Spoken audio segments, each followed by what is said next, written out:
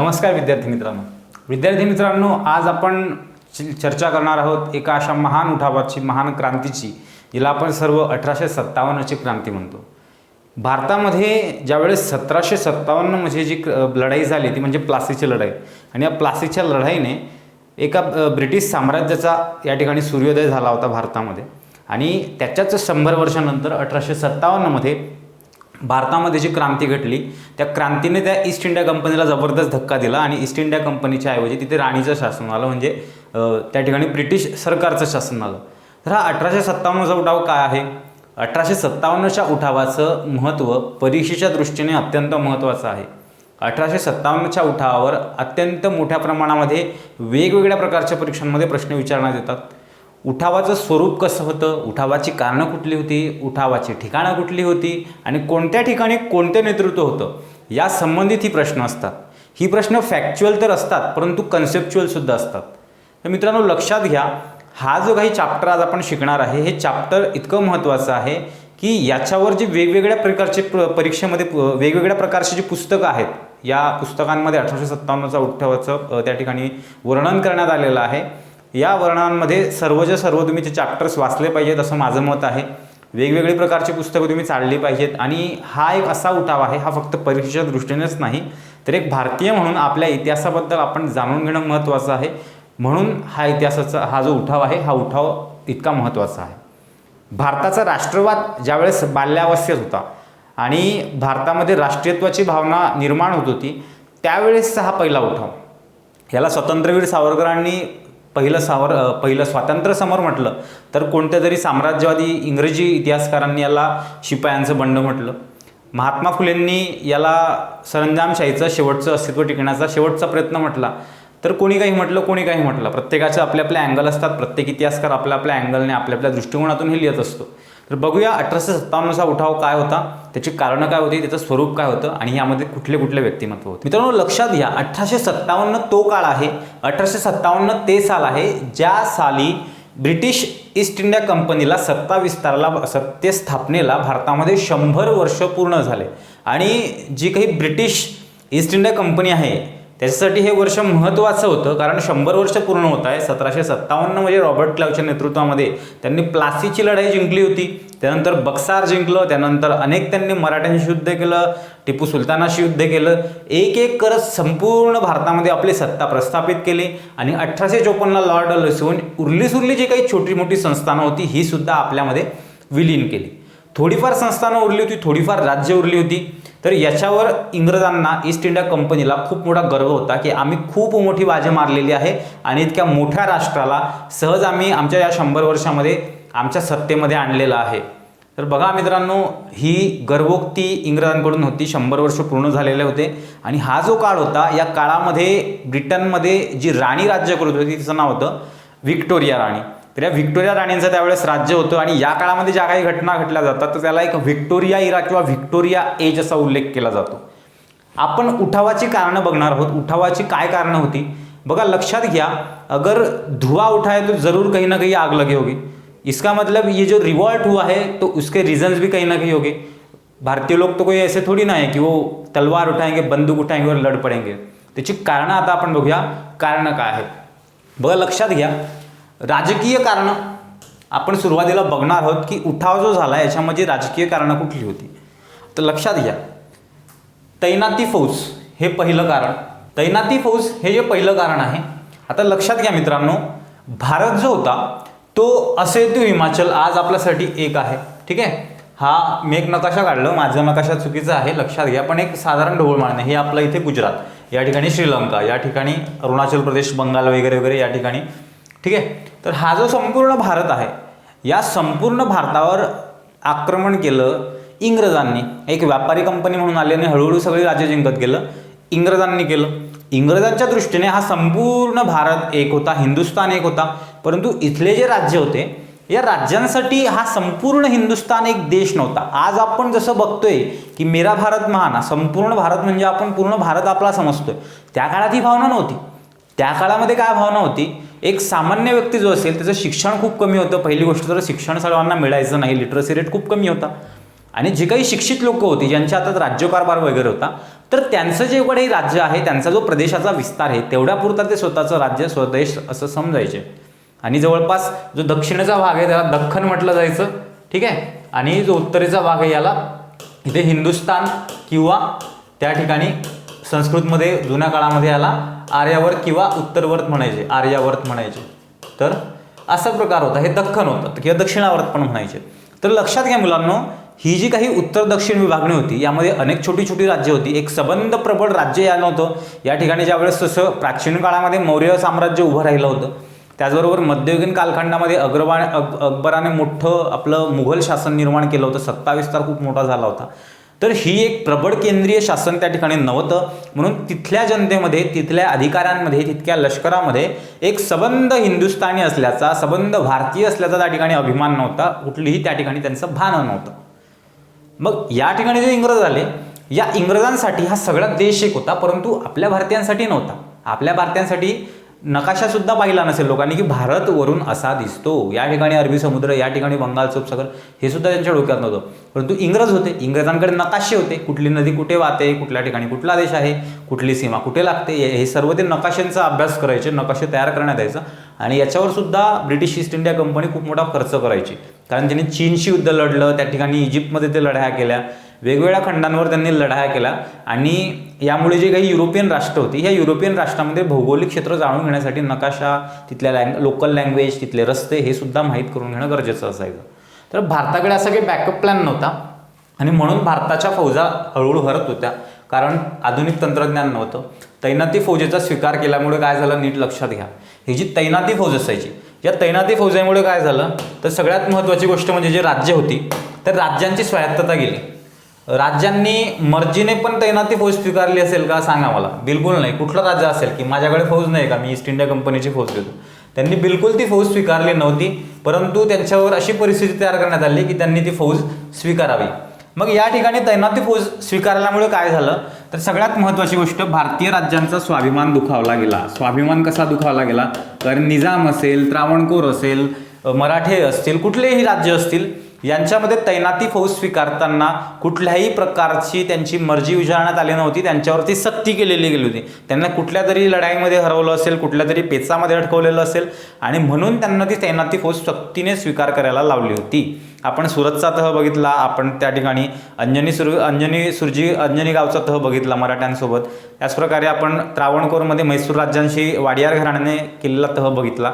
कुठलेही तह बघा, याच्यामध्ये या ठिकाणी अट ठेवण्यात यायची इंग्रजांकडून. वेलस्ली खास त्यामध्ये पुढे होता. वेलस्ली एक धडाडीचा कार्यकर्ता होता मित्रांनो ईस्ट इंडिया कंपनीचा, आणि म्हणून वेलस्लीचं खूप मोठं गुणगान त्या ठिकाणी ब्रिटिश पार्लमेंटमध्ये, ब्रिटिश न्यूजपेपर्समध्ये, आणि डलहौसी तसंच होता की त्यांना याच्यावर अभिमान होता. या साम्राज्यवादी, विस्तारवादी जे काही त्या ठिकाणी गव्हर्नर्स आले बंगालचे, यांच्यावर त्यांना खूप अभिमान होता. त्यातल्या त्यात लॉर्ड रिपन त्यांना आवडायचा नाही. पुढे येणार आहे व्हाईसरॉय लॉर्ड बेंटिक, ज्याने प्रशासकीय सुधारणा केल्याच चांगल्या, त्याने भारतीयांचा पण विचार केला आणि युरोपियन्सचा पण विचार केला. तर हे त्यांच्या पसंतीक्रमामध्ये लास्ट होते. जे लोक साम्राज्यवादी होते ते त्यांना जास्त पसंत असायचे. मग याच्यामध्ये स्वाभिमान दुखावला गेला. दुसरी गोष्ट काय चुकी झाली, तर जे देशी सैनिक होते, ठीक आहे, देशी सैनिक होते, यांचं अस्तित्व धोक्यात आलं. लक्षात घ्या. आता जर ते तैनाती फौज राजा ठेवतोय, तर त्या तैनाती फौजेचा खर्च राजाला भला मोठा द्यायचा आहे. आणि या ठिकाणी अडचण अशी असायची की तुम्ही जर तैनाती फौज ठेवत असाल तर तुमची फौज कमी करा. मग ही जी फौज असायची देशी सैनिकांची, ही कमी व्हायची. मग हे सैनिक काय करतील, नोकरी गई ना आजचे. नोकरी गेल्यामुळे यांच्यासमोर ऑप्शन काय असायचं आहे, त्यांच्याजवळ जमीन असेल ते शेती करतील, किंवा मग त्यांनी काहीतरी छोटं मोठं काम बघावं. मग याच्यामुळे हा जो सैनिक वर्ग होता, हा सैनिक वर्ग चिडला होता. आणि याच्यामुळे जेव्हाही बंड झालं तर अशा सैनिक लोकांनी याच्यामध्ये जास्त त्या ठिकाणी साथ दिला होता. दुसरी गोष्ट, डलहौसीचं जे व्यापक धोरण होतं किंवा विलिनीकरणाची नीती होती किंवा संस्थान खालसा धोरण होतं, हे यामध्ये खूप मोठं मॅटर करतं. आणि खूप लोक, ब्रिटिश इतिहासकार सुद्धा डलहौसीला खूप मोठा दोष देतात की डलहौसीने असं काही त्या ठिकाणी धोरण राबवलं की तो गेल्याच्या एकच वर्षानंतर, म्हणजे तो गेल्याच्या एकच वर्षानंतर त्या ठिकाणी उठावाला सुरुवात झाली. आणि डलहौसीने कुठल्याही प्रकारची व्यवस्थित त्या ठिकाणी रणनीती आखली नव्हती. डलहौसीने एक पूर्णपणे असंतोषाचं वातावरण त्या ठिकाणी तयार करून दिलं होतं, असं त्या ठिकाणी बरेच ब्रिटिश इतिहासकार, ब्रिटिश लेखक त्याच्यावर आरोप लावतात. आता लक्षात घ्या, ही विलिनीकरणाची नीतीमुळे काय झालं. सगळ्यात पहिली गोष्ट तर डलहौसीने व्यक्तिगत धोरण राबवलं होतं. याच्यानुसार खूप लोकांच्या पेन्शन बंद करण्यात आल्या. उदाहरणार्थ जो बाजीराव सेकंड होता, ठीक आहे, बाजीराव सेकंड म्हणजे कोण, हाच बाजीराव की जो 1818ची लढाई हरला होता. इंग्रजांकडे जाऊन त्याने सुरतेचा तह केला होता. सुरतचा नाही, सॉरी, वसईचा तह केला होता. तर हा जो बाजीराव सेकंड होता, याच्या मृत्यूनंतर या बाजीराव सेकंडने एक मुलगा घेतला होता दत्तकपुत्र. त्याचं नाव होतं नानासाहेब. ठीक आहे, हा जो नानासाहेब होता, या नानासाहेब सेकंड म्हणतात. ठीक आहे, या नानासाहेबला म्हणजे या बाजीरावला पेन्शन मिळायची. आठवते ना, मी शिकवलं होतं कानपूरला बिठूर नावाचं गाव होतं. या बिठूर गावाच्या ठिकाणी त्यांनी बाजीराव सेकंडला ठेवलं होतं आणि त्या ठिकाणी त्याला पेन्शन दिली होती की आता तुझी पेशवाई संपली, तुला हे पैसे मिळतील, दर महिन्याला बंगला मिळेल, सगळं व्यवस्थित राहायचं, कुठल्याही प्रकारच्या आमच्या विरोधामध्ये उठाव करायचा नाही, कुठल्याही प्रकारची लढाई करायची नाही आणि परकीय शक्त्यांशी तर बिलकुल संबंध ठेवायचे नाहीत. याच्या मोबदल्यात काय मिळेल तर पेन्शन मिळेल. तर ही पेन्शन बाजीराव सेकंडला मिळत होती. बाजीराव सेकंडने एक पुत्र घेतला होता दत्तक, त्याचं नाव होतं नानासाहेब सेकंड. नानासाहेब सेकंडला पेन्शन या ठिकाणी बंद करण्यात आली. का बंद करण्यात आली, नाही तुम्ही तर दत्तक घेतलंय आणि डलहौसीचं होता, डलहौसीची काय या ठिकाणी धोरण होतं की दत्तक पुत्रांना पेन्शन नाही मिळणार, दत्तक पुत्रांना वारसा हक्क सुद्धा मिळणार नाही. तर नानासाहेबांची त्या ठिकाणी पूर्णपणे पेन्शन बंद झाली. पेन्शन बंद झाल्यावर तुम्हाला आठवतंय ना, त्या ठिकाणी त्यांनी आपला एक त्या ठिकाणी वकील पाठवला लंडनला व्हिक्टोरिया राणीच्या दरबारी, पण काही फायदा वगैरे झाला नाही. तर लक्षात घ्या, हा नानासाहेब सेकंड जो होता याची पेन्शन बंद झाली, मग आता पैसा येणं बंद झालं, मग करणार काय. तर मग हे जे लोक होते नानासाहेबांसारखे ते दुखावले होते. हे दुखावल्यामुळे त्या ठिकाणी खूप मोठा प्रॉब्लेम तयार झाला होता. आता लक्षात घ्या, ब्रिटिश रेसिडेंटचा राजकारणामध्ये हस्तक्षेप. तुम्हाला माहिती आहे सर्वात जास्त राजकारण खेळणारा व्यक्ती ब्रिटिशांकडून तो म्हणजे ब्रिटिश रेसिडेंट. कुठलाही तह झाला काय अट घालणार, आमचा एक ब्रिटिश रेसिडेंट तुमच्या दरबारात राहील. आणि हाच ब्रिटिश रेसिडेंट काय करायचा, सगळीकडे लक्ष ठेवायचा, कोण काय करतंय, कोण कुठे काय गप्पा मारतंय आणि कुठल्या प्रकारची इथे रणनीती चालू आहे, काही चान्स मिळतोय का ब्रिटिशांना इंटरफेअर करायला, हा ब्रिटिश रेसिडेंट्स बघायचा. मग ब्रिटिश रेसिडेंट्सचा खूप मोठा हस्तक्षेप झाला होता. याच्यामुळे खूपसे लोक चिडले होते आणि याच्या ब्रिटिश रेसिडेंटमुळे खूप सारे राज्य पण त्या ठिकाणी जायला गेले होते. तुम्हाला माहिती आहे पंजाबमध्ये काय झालं, लाहोरचं जे शासन होतं, शीख एम्पायर होतं ते गेलं. सिंधमध्ये 4 अमीर होते, तिथे एक ब्रिटिश रेसिडेंट ठेवला होता, तिथे तो प्रॉब्लेम झाला. तर अशामुळे एक विस्तारवादी भूमिका खूप खतरनाक त्यांनी ठेवली होती. आणि विस्तारवादी भूमिकेमुळे काय झालं, जे जे राजे लोक होते, जे जे संस्थानिक होते, ज्या संस्थानिकांचे चाकरीशी असलेले जे एकनिष्ठ सैनिक होते, ते या सर्वांचं अस्तित्व या ब्रिटिश ईस्ट इंडिया कंपनीमुळे धोक्यात आलं होतं. त्यामुळे ते प्रचंड दुखावले होते आणि एक काहीतरी त्यांना चान्स हवा होता की त्यामध्ये त्यांना वाटतं की इंग्रज थोडे कमजोर झालेले आहेत आणि या ठिकाणी ते बंड करणार होते. म्हणजे एक जो ब्रिटिश ईस्ट इंडिया कंपनी थी वो एक बारूद के ढेर पे बड़ी थी और एक चिंगारी की जरूरत थी सिर्फ. तो सिख हा जो मुघल सम्राट होता दिल्लीचा, यांच्या वंशजावर निर्बंध लावण्यात आलेले होते. आता नीट लक्षात घ्या, तो कोण आहे, मुगल सम्राट, शहंशाह थे वो.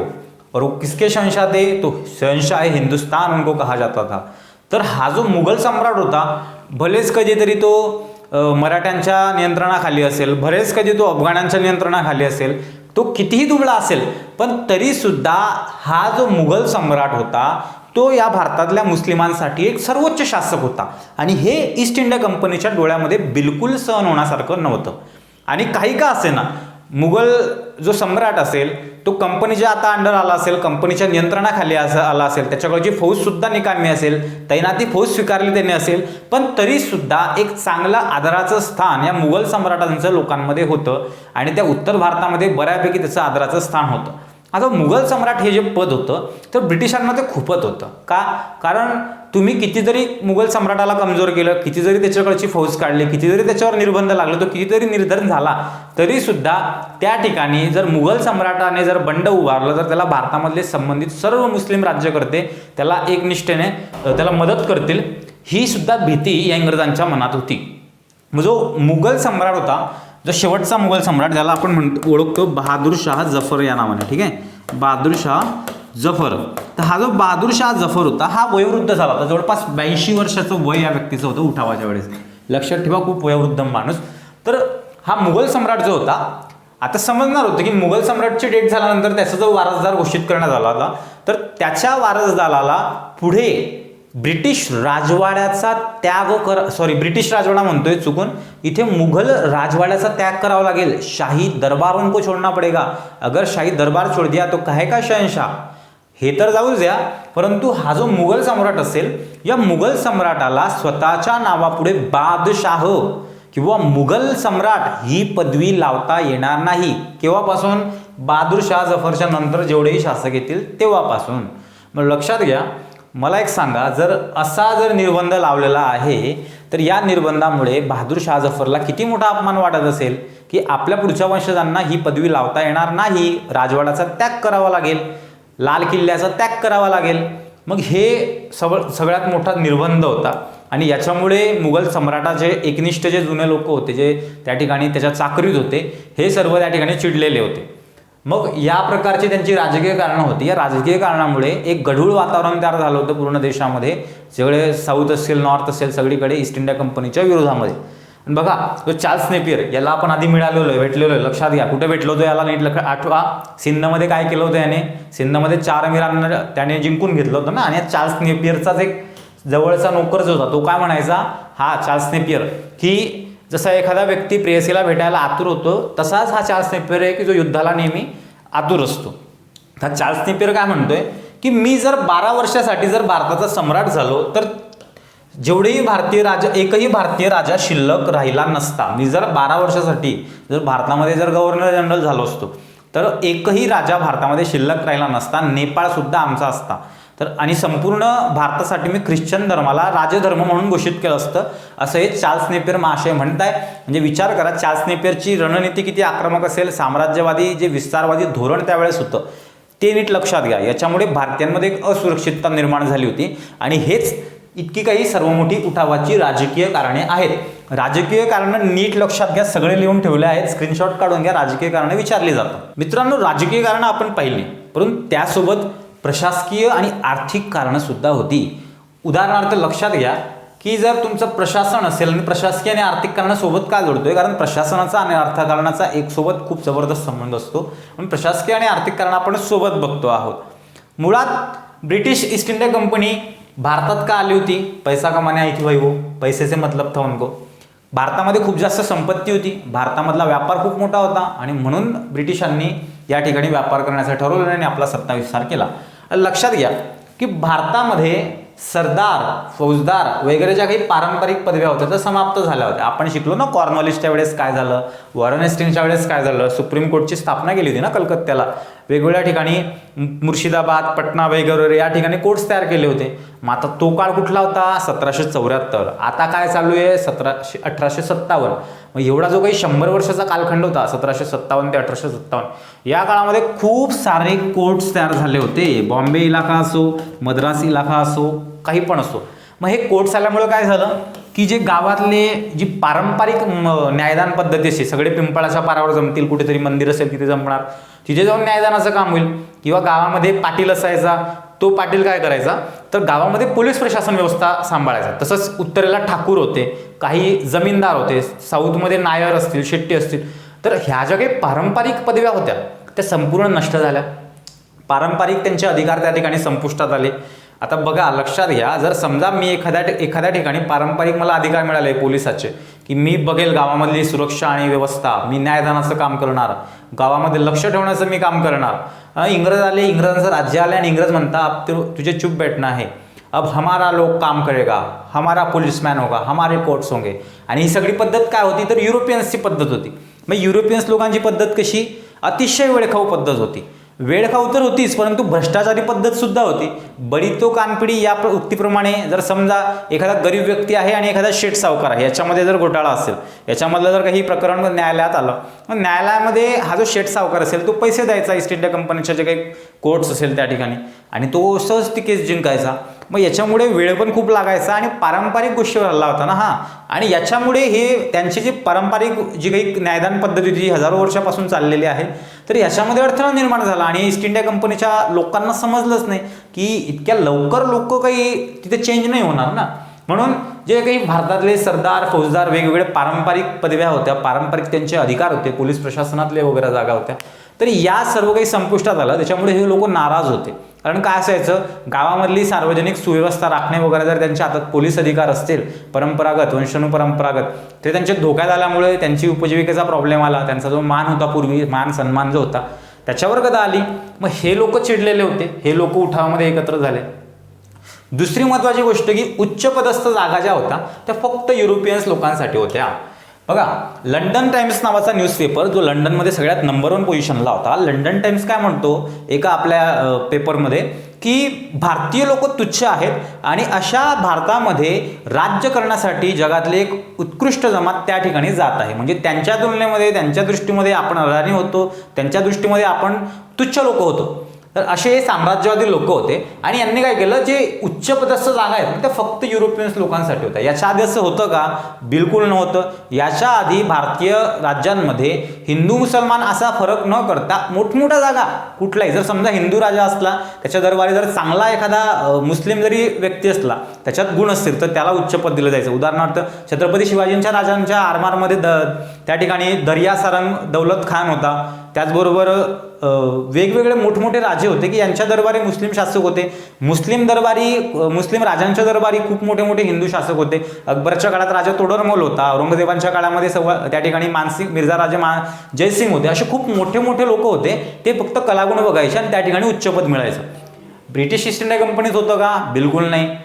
उंच जागा, उच्च पदं फक्त युरोपियन्स लोकांसाठी. मग याच्यापूर्वी जे ब्रिटिश येण्याच्या पूर्वी भारतीय देशी रियासतींमध्ये उच्च पदावर लोक होते, त्यांचं डिस्क्रिमिनेशन झालं होतं. त्यांचा जो मान होता, पूर्वीचा पदवी होती, तो सगळा चालला गेला होता. दौलत, शौहरत, रुतबा ते सगळं गेलं होतं. मग याच्यामुळे भारतीय नाराज होते. थॉमस मनरोचं काय मत होतं नीट लक्षात घ्या. थॉमस मनरो माहिती ना, मद्रासचा गव्हर्नर होता. 1817 तो काय म्हणतोय की ही पद्धत अतिशय चुकीची आहे आणि याच्यामुळे आपण भारतीय लोकांवर अन्याय करतोय. म्हणजे थॉमस मनरो स्वतः मान्य करतोय बरं का, 1817 म्हणतोय. अवाजवी भूमिकर होता. आता हे तर आपण स्पेशल चॅप्टर पाहिले राजस्व धोरणामध्ये, भूमिकर आणि राजस्व धोरणामध्ये पाहिलं. अवाजवी भूमिकर होता. अवाजवी भूमिकामध्ये चिडलेले होते लोक आणि त्याच्यामुळे ज्यावेळेस जिथे जिथे उठाव झाला त्या उठावामध्ये खूप साऱ्या शेतकरी लोकांचा याला पाठिंबा पण होता. त्यामुळे अवाजवी भूमिकर हे सुद्धा प्रशासकीय आणि आर्थिक कारणांमध्ये मोडतं. जमीनदाराच्या जमिनी जप्त करण्यात आलेल्या होत्या. आता लक्षात घ्या, हे जे जमीनदार होते, जमीनदार वर्ग 1857च्या उठावामध्ये त्यांच्याशी एकनिष्ठ होता. परंतु काही जमीनदार हे त्या ठिकाणी उठावामध्ये सामील झाले होते. का झाले होते नीट लक्षात घ्या. हे जमीनदार कुठले होते? ज्यांच्या जमिनी जप्त करण्यात आलेल्या होत्या. जमिनी का जप्त करण्यात आलेल्या होत्या? कारण त्यांना टॅक्स देता आला नाही. टॅक्स गव्हर्नमेंट जी ईस्ट इंडिया कंपनी होती ती टॅक्स मागायची की तुम्हाला इतका टॅक्स द्यावा लागेल, परंतु त्या संबंधित क्षेत्रामधून तितका टॅक्स गोळाच व्हायचा नाही. किंवा दुष्काळ पडला असेल तर हे जमीनदार काय करतील? शेतकऱ्यांकडून गोळा करू शकले नाही ते टॅक्स. म्हणून अशा जमीनदारांच्या ज्या जमिनी होत्या त्या जप्त करण्यात आल्या होत्या आणि म्हणून ते सुद्धा चिडलेले होते. इवन ईस्ट इंडिया कंपनी त्याची मजल इथपर्यंत गेली होती की ते इथल्या धार्मिक रीतिरिवाज, धार्मिक परंपरा, धार्मिक श्रद्धा भावना यांचं महत्त्व त्यांना माहीत नव्हतं आणि त्यांच्या दृष्टीने इथल्या धार्मिक परंपरा, धार्मिक रूढी वगैरे वगैरे अतिशय स्मॉल, एकदम छोट्या गोष्टी होत्या. आणि एकदा त्यांनी काय केलं, जे झाशीमध्ये लक्ष्मी मंदिर होतं तर त्या मंदिरासाठी काही करमुक्त गाव होते, करमुक्त खेडी. म्हणजे बघा त्या ठिकाणी काय पद्धत असायची की एखादं मंदिर असेल छानसं तर त्या मंदिराचा प्रशासकीय खर्च भागावा यासाठी त्या मंदिराचा, समजा हे आहे मंदिर, त्या मंदिराच्या आसपास जी काही गावं असतील ना तर यांना राजाला टॅक्स द्यायची गरज नाही आहे. त्यांचा टॅक्स कमी करून त्यांनी हा टॅक्स या मंदिराला द्यायचा. ठीक आहे. तर अशी भरपूर उदाहरणं तुम्हाला मिळतील. आणि त्याच्यासाठी जी करमुक्त खेडी होती ही सुद्धा जप्त करून घेतली होती झाशीमधून. त्याच्यामुळे या लोकांना तर टॅक्स द्यावा लागला नाही, तो काही मंदिरात वगैरे दिला जाणार नाही. याच्यामुळे आता बघा इथे प्रशासकीय कारण पण आहे, आर्थिक कारण पण आणि धार्मिक कारण सुद्धा अटॅच झालेलं दिसतंय. आणि बघा ईस्ट इंडिया कंपनीचा व्यापार आणि हस्तकलेतला आघात झाला होता. आता व्यापार हस्तकलेतला आघात नीट समजून घ्या काय होता. व्यापाऱ्यांनी भारतीय लोकांचा बंद केला, ते व्यापारी लोक चिडले होते. हस्तकलेसाठी जे लोक दूर कारागीर वगैरे असायचे ते सुद्धा बेकार झाले होते, हे सुद्धा चिडले होते. तर ही प्रशासकीय आणि आर्थिक कारणं या संबंधित 1857च्या उठावाची आहेत.